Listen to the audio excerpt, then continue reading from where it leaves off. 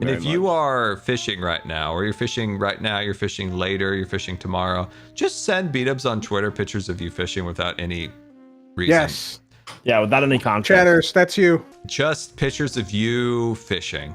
And he'll love it. He'll appreciate it. He'll be very grateful. Yeah. Yeah. Please do this for us. Thank you.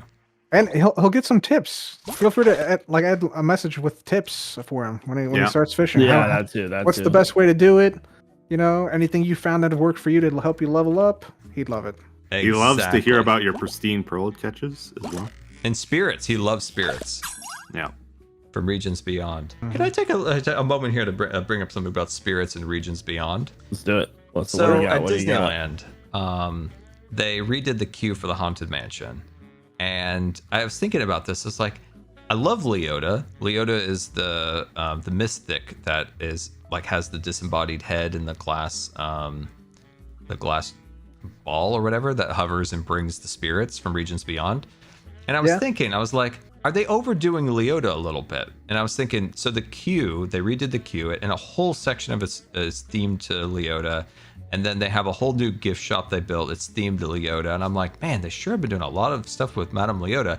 And then it hit me. No wonder they're doing a lot with Madame Leota. The Imagineer that's in charge of this renovation, who designed the queue, who designed the shop, Madame Leota is her mom. Oh my God. Madame Leota is based, or the projection of the face for the attraction. The modeling of the face is an Imagineer from when in the 60s named Leota Toombs, and Leota Toombs' his daughter is Kim Irvine, the Imagineer in charge. No wonder she's just putting her mom everywhere. Makes sense. Putting her mom everywhere. See, like if you go in the Haunted Mansion and you see the seance scene, and Madame Leota is the head in the jar or whatever, and that is a real person named Leota Toombs, and they needed somebody, and they were basically like, Leota, you'd be perfect for this. Get on over here. Put this on your head, and like they tied down her head, and they filmed her doing the seance stuff, like from Regions Beyond, and so like and then obviously like Kim Irvine is her. I forgot who. So Leota Toombs' husband was an animator on Pinocchio, and she was an animator too. But what was his name? I forgot. Was it Dick Irvine? You are the only one that could possibly know that, Scar. I forgot. But he was also whatever. Anyway, but Leota Toombs is Madame Leota, Kim Irvine's mom, and I was like, no wonder the queue is full of Madame Leota. No wonder the shop is themed to Madame Leota. It was her mom. What a scandal!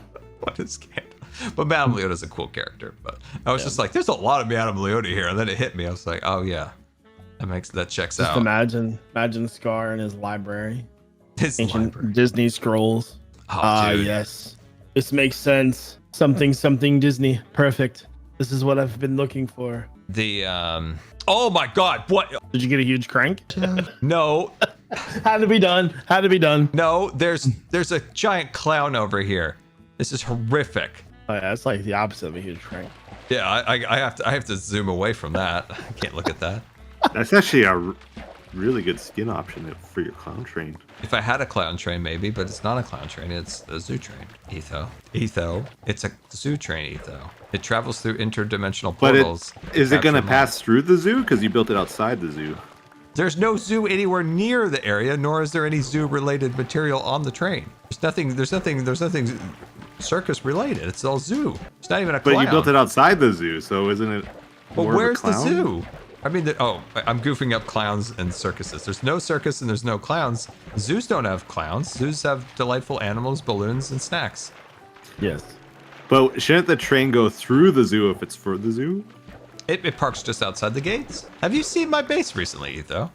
I saw the front gate. Have you done more? No. Okay. Yes, I have then. I finally feel like I'm caught up, and I'm just like, oh, sweet. It's a very delightful front gate. Did you see my magic trick with my gate, Etho? No. I didn't want to disturb the because I like the view from the train. Like yeah. And you don't see the gate because it's like the way it's like fit in between the two trees. You don't even see it. That's right. It's like a magic trick. I'm so proud of myself. I remember you talking about that months ago that you wanted to do that, and you actually made it work. I did achieve it. So because I was worried the gate would mess with the scale of the train and the portal and make them look like extra small. So this way you can have like the big gate, which makes sense for its scale, and you can. It's like getting your cake and eating it too. But what if you view it at other angles? It's almost entirely hidden from the train, the gate. Especially when I add like 2 more smaller trees, completely gone. Theme park trickery. All about perspective. Is it a little? Would it be a little weird? With like say you're Kim Irvine, you go on the Haunted Mansion, and your mom is Madame Leota, and then your grandkids and you have like kids of your own. And you're like, that's Grandma up in the ball. That'd be a little wild, wouldn't it? I think they would probably be pretty excited, like, oh my God, it's Grandma, you know? Yeah, but Grandma's dead. What's shocking me is that Jevin's following this conversation. You I have no followed idea. it. It's like a bunch of gibberish to me. I have no idea what's going on, but Oh, don't worry, I'll explain it to you. No, it's hold on, okay. hold on. No worries. I understand the context of the conversation, but I'm trying to keep up because Scar is so interested in talking about it. Yeah. And I feel like it's important to him. So I'm like, yeah, I kind of understand. And, I'm learning. Here, So that's all I'll that break it matters. down really simple. Okay. Okay. All right. So the Haunted Mansion at Disneyland, or Disney Yeah. World, for instance, halfway through the attraction, there's a seance scene that brings the ghosts to be visible, right? Prior to that portion of the attraction, everything's more subtle. Like it's more like creaking, doors moving, stuff like that. And then after the seance scene, the ghosts are just straight out for a swinging wake. So they're all out there, right? So there's a head inside a giant glass ball, and it floats around the room. And that character's name is Madame Leota, and she summons the ghosts in the attractions. The story is, prior to that, the ghosts are in regions beyond. She brings them, for a swinging wake in the mansion. Now they're all over the place. So the person that the head in there is modeled after a real person named Leota Toombs. Leota Toombs' daughter works for Disney and who's designed the gift shop and the queue and stuff like that. I'm currently Googling it as we speak, and it looks really cool. It's very mystic with very blue hair. Yeah, she didn't originally float. They added that for the 50th anniversary at Disneyland. Originally, Madame Leota was forward projected. So if there's like a dummy head inside the ball, and then there was a projector that was outside that projected into it. Whereas during the 50th anniversary, they had technology good enough where they could like internalize the projectors, so then they could take it off of the table and have the ball then float around the room. They added that for the 50th anniversary at Disneyland. You know how like clowns freak you out? You know what freaks me out? The animatronic presidents. It's so unnatural to me. Abraham Lincoln? Yeah, it was. I don't know. Not Abe. It was a little weird. Not Abe. Look, he was kind of staring into my soul, I've not seen the original Haunted Mansion since like 2013, I think. Anytime I've ever gone to Disneyland, it's always been Haunted Mansion Holiday. Sorry, Etha. You know what's really fun? Soaring. Soarin' over California? Oh, I love it. I miss the original Soarin' over California. Soarin' over the World's fine, but I think they should do Soarin' over the World at Disney World at Epcot. Makes sense. Epcot International. And California Adventure should have the original California film. It gives each coast their own unique film. I think that's what they should do. Yeah, I like how each part of the park is themed. I know it's super simple for me, but I like it. It's fancy. It's hey Etho, how are you? Very good. I like your frog. He's adorable. This was deep Disney lore, but in Soarin' over California, there's a scene where there's a guy hitting a golf ball in the original film. Forever, people thought that was Michael Eisner, the CEO of Disney back in the 80s and 90s and early 2000s. But apparently, the creator, one of the Imagineers in charge of it, said that's just a random dude. And it was like the whole fan base was like, "No, we believed for so long that was Michael Eisner." Stuck with the lore, right? That would have been way more fun. I was like, "Come on, I still believe it was Michael Eisner. I still believe in my heart." That's funny. There's a scene in the original one where you fly over an aircraft carrier in the San Diego Bay, and Rizzo is like, and then like one of the was it Seahawk? see ya. The helicopters lifts off, and my mom would always like, there's Jerry, there's our brother. Like it's like she would always like, oh, whatever. It was so funny because my brother was a rescue swimmer on an aircraft carrier, and she would always start screaming like, "Ah, there he is!" Yeah. Not that he was on there; it was just she always did that every time. She always had her eyes closed because it made her dizzy, so she would open her eyes just for that scene to like wave to her son. Like, I will say my favorite ride outside of Cars ride is number one for me. Like that ride is fantastic. I've ridden it the most, but number two probably Jungle Cruise, and then number three Indiana Jones. oh, I gotta move Indiana Jones up a little bit, but I like that list. Good list, important list. So, well, the reason why I thought Indiana Jones was a number three ride for me is kind of a rough ride. It kind of bumps you a little bit, and it kind of beats you up a little bit. It does beat you up, and it's good. So, but I thought Jungle Cruise was just so cool. So yeah, Jungle Cruise is good, but the although I don't know much about Star Wars, when we went, like the new Star Wars place was open for like maybe 2 years at the time, and they have like that interactive ride, and I got to like pilot the Millennium Falcon. That's easily number 4. That was very cool. And then Star Tours was like kind of like Indiana Jones, where I wasn't really sure what to expect. It was fun and interactive, but it beat me up. Yeah, Indiana wasn't Jones, ready Star for Tours, it. Both Tony Baxter attractions. Yeah, Best Imagineer. So yeah, when I went to Galaxy's Edge, I didn't get to go on. Rise of the Resistance, the big ride.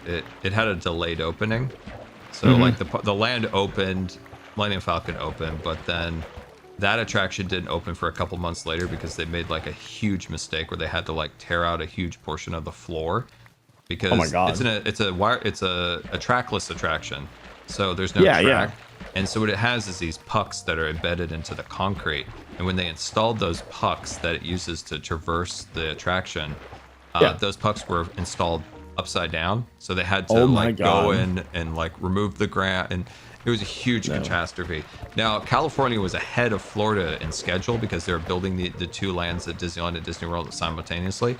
But Disney World was a little bit behind. Disney World then caught up to Disneyland and opened theirs before Disneyland because they caught their issue before they poured their concrete. Yeah. So that system that you mentioned, that's actually very common in like a lot of commercial and industrial type of buildings. My brother does a lot of waterproofing for commercial units.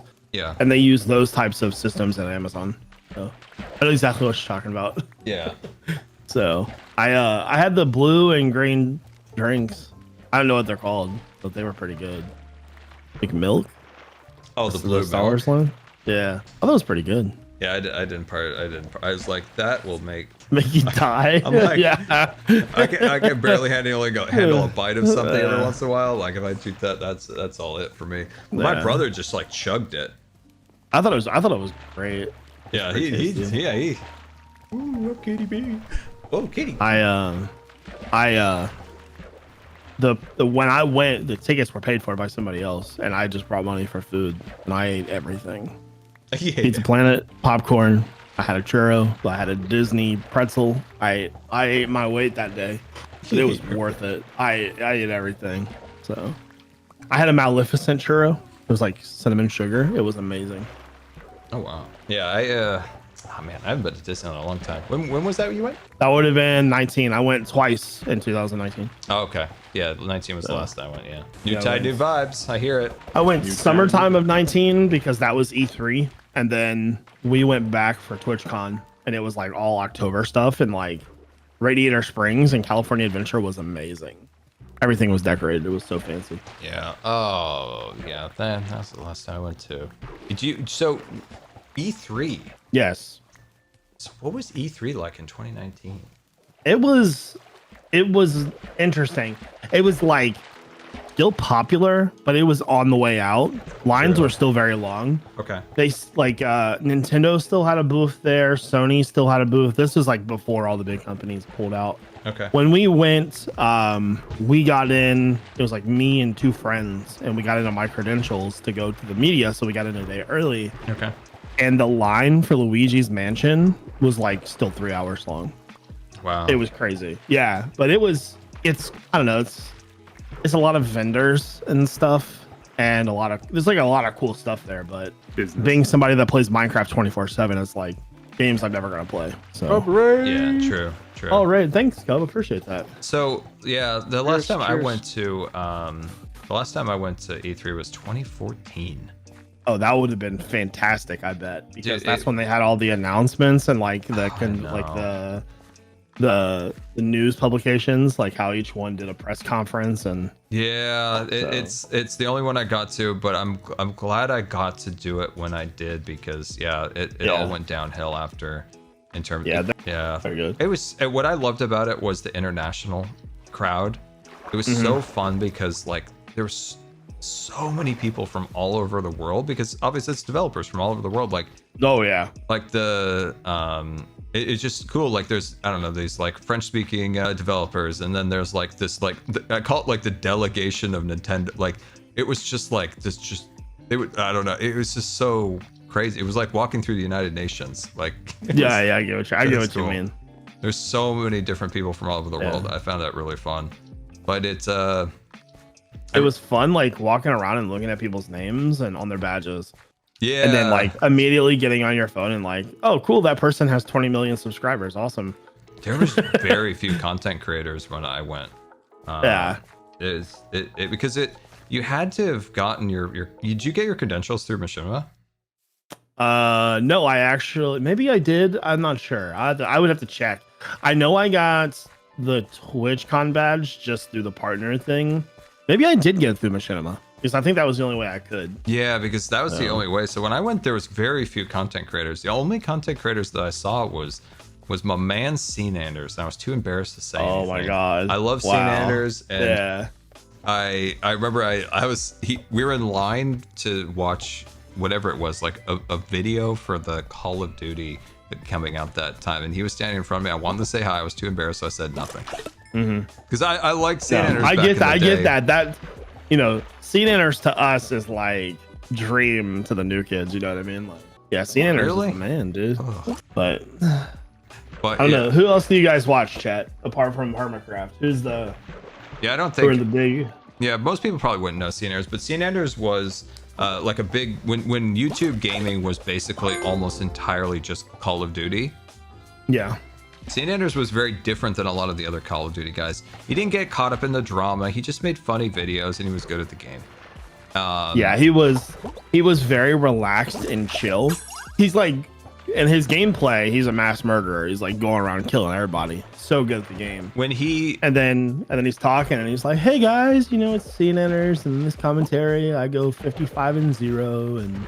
Yeah, it's like, let me tell you about my bike that I got. Yeah. Let me tell you about my bike. And it was, I gotta go to the grotto, everybody. And it was just, he was super chill. And he was the largest YouTuber in 2010 to have played Minecraft. So I was watching Scene Anders, and there was other content creators that had played a little bit before him, but he was one of the absolute very first YouTubers to play Minecraft. And that's how I found Minecraft, was through Scene Anders. Because at the time, Modern Warfare 2 was very popular, and I was playing that, but it was riddled. It was absolutely riddled with bugs that was making the game just unplayable and unfun. So when Minecraft came around, it was like, oh, sweet, new game. This sounds fun. And then good old Scene Anders was playing it, and that's how I started playing Minecraft, was through Scene Anders. I found Minecraft through a guy named X, or David, I think his name is. Not Azuma. Not Zoom Zoom? I was on YouTube one day, and this weird looking block game's on my screen. Kid named X is playing it, and he had like 60 videos at the time. This would have been, actually look, it was probably early 2011 or 2012. I can't really remember. I watched one video, and I'm like, this game seems really addictive. And then I went to his channel, noticed he had a bunch of videos. It was just like, okay, well, time to watch all of these. And I watched a lot of them. Let's see. So, video oldest. The first Wow, build Any I ever Co-Star made. fans? I watched a little bit of Co-Star. Co-Star, yeah. What was your Little bit. first Minecraft build that was like not something just like a goofy cave or whatever? Oh, that's a tough one. I know what mine is. I built a greenhouse. So, but and I had no idea how to like do anything.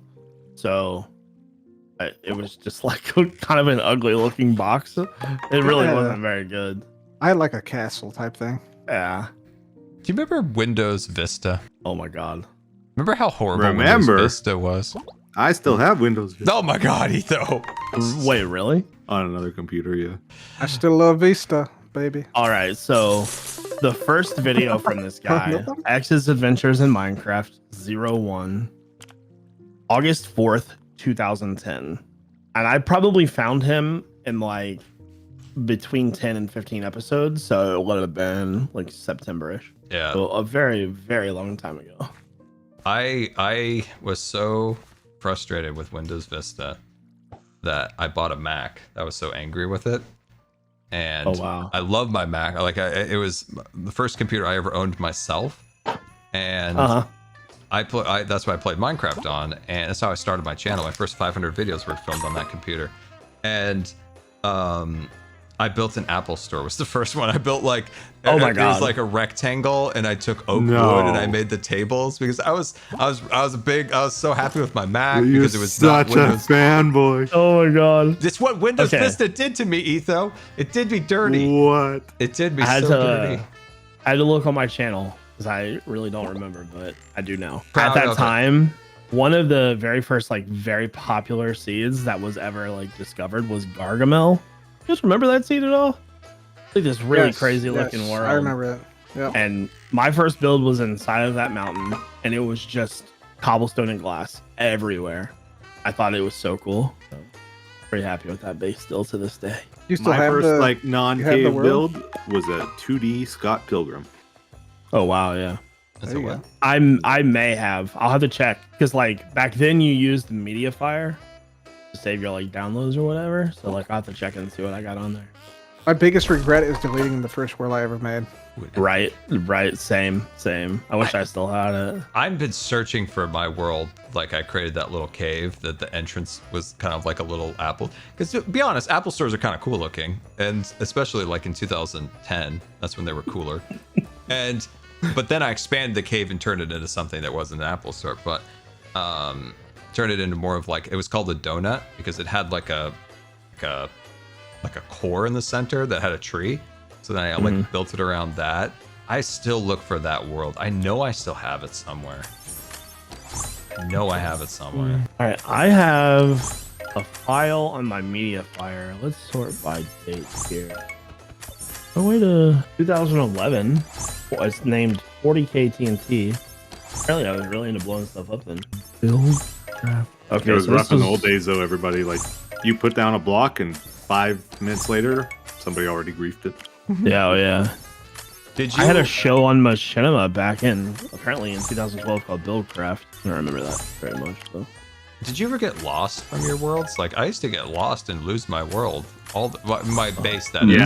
Yeah. My first 5 like times playing the game, I had to restart over and over again because I couldn't find my bases. Yeah, it's I completely think that's why gone. the compass got added. Yeah. Yeah. Oh, dude, I had a fake bed, and when they added the beds, I remember I hollowed out the center of it and put the bed in the fake bed. People didn't really use coordinates as much back then, did they? I don't think they had them listed, maybe? They didn't have them listed, or I didn't know what they were. Yeah. Oh, also, one of the two. Oh, yeah, that's right, because I had the stupid Mac keyboard. I had to do like command something to use the F3 keys because it didn't have F3 keys. I also played on the Magic Mouse. If you guys are familiar with how awful the Magic Mouse is, it is horrific. And I played Minecraft on it. Oh wow! There was a commitment back then to play Minecraft on that. Okay, I found 3 worlds from 2011. I'm gonna download these. One is called iJevin's Awesome World. No idea what that is. Castle World and World 1. So we're about to download all these. Oh wow! Guys, I'm selling my haul. Let's see what I got while I've been streaming here. Scar had like 300k coins the other day, guys. It was crazy. Dude, I was working on some builds yesterday. I had the 300k, and then later I had 120,000. That was been a lot of cash. Been a lot of coin off this fish. I'm just gonna mute myself for a little bit here. I'm gonna pop back over to Hermitcraft real quick. We're going back to Hermitcraft real quick. I want to look at Dave. I want to see how we left Dave because I want to make sure Dave is good. I want to make sure Dave is happy. I make sure Dave is feeling good. I make sure he's doing well. But let's see, we'll creep through there. There we go. Sweet. Good fishing. I love good fish. I love good fishing. Gotta get B-dubs on it. Gotta get B-dubs on it. Sometimes I don't think Corrales gets enough accolades for how cool this area is and how imaginative it is. It's got such like a beautiful dose of like whimsy to it. Like look at all the little fishy boats down there. The little sky trams above. I think it's really, really cool. Excited for Korean's tour. I wonder if we're gonna get the tour soon. Man, that's been a long time in the making, this tour. Has he mentioned if the tour is coming? It's been a long time coming, the good old tour. All right, we gotta check in on Dave here. All right, we're coming up on Dave. Maybe it's a Christmas upload. He's been teasing that. He has been teasing that. He's been teasing that like crazy. So one thing I want to do here is I might give them like a shift. So say the ball is on this axis. I might like shift it a little this way or a little that way. Maybe like rotate them a little bit just to give them a little bit more movement. This angle, it looks fantastic. Like this to me, this looks really good. This is exactly what I want. Is that now if we were to push back, like I said, I want to adjust their heights just a little bit and the fall off a smidge, but other than that I think that's good. Now for Dave's butt, I think we fixed his butt, so I think that looks better. He's got his cape now. He's got these little knobs here. Now I don't know if there's anything we can do about those. We do have the little chest thing, so I think that's good. Is there any other Darth Vader like things that we could put into him? So what do we think? What do we think? What else could we add to it? Did Darth Vader didn't have a blaster. We could take another armor stand, for instance. Maybe we could maybe take another. Let's sleep real quick. 2 black concrete blocks for those knobs. That would be better, I guess. Let me see if. So we have 2 black wool we could use. I'm wondering potential. I have an idea that we could do. Let's just give it a shot. Let's give it a shot. I think we have to rotate this. Okay, like that real quick here. Grab that. And then I'm going to go base plate, gravity, show arms. Oh, no. Come back here. It's the wrong angle, of course. So we'll go gravity, no, base plate, arms. And then we're going to go small. Put that, and then we're going to swap that to the head, and then we're going to, so if this is the head, we're going to rotate it. Guys, I'm getting good at this. All right, we're going to go to 90 degrees, and then we're going to scale. We're going to shoot it up in the air a bit. We're going to pull forward, and then we're going to go this way. Pull. Oh, we're going to go up a little bit. I'll trial and error here. Okay, we're going to send it this way. Now we need to get in the line here. I think this will work. Oh, no, oh, no, not that, no, not that. Oh my gosh. Lining up some of this stuff can be a real tricky feat. Is it this? Yeah, it's this. Okay, now we'll try that again. Okay. It still has the, yeah, I think the blocks would be better, actually. I was wondering if we could create a bit of a belt. I was curious if a belt would have worked or not. Just put it in there just enough. It's not terrible. Like, if you're just walking over here, I don't think you would really see it. At least it kind of blocks it. We could put, like, an extra layer or 2 on it to make it look a little bit better. It feels like a bit of a patch job, to be honest. But it's the best that I can do at the moment, I think, just to cover that up. And I think if we, like, fly away and we look back at it, we're never even going to notice that's just a quick patch job. Just a small patch. It looks all right. It looks okay. I think it's okay. I'm satisfied with this, that it doesn't look so hokey dokey that it's an embarrassment. At least it looks like something. It does. I think it looks good. It gives off the idea that hitting golf balls with a lightsaber off the side of the Death Star, I think that works. Helmet works. The crafter works as the apparatus. That covers up the knobs and the sticks and this and that. So I think that looks good. Yeah, why doesn't the banner render from a distance? I wonder if it's because it's a small armor stand? Is that play it? Like, see that? I wonder if it's because it's a small armor stand. Let's see what a small... No, because those are small armor stands. Oh, is it because it's a banner? Oh, it's because it's a banner, and the banner won't render at that distance, but the blocks will render, hence those are blocks. Interesting. Well, like I said, this is just a patch job. If we want to do like a better like buckle and stuff across here, which I think we could probably do, we can definitely swap that out. But I just wanted to patch that up just so it didn't look so bad. Because from this distance, it looks fine.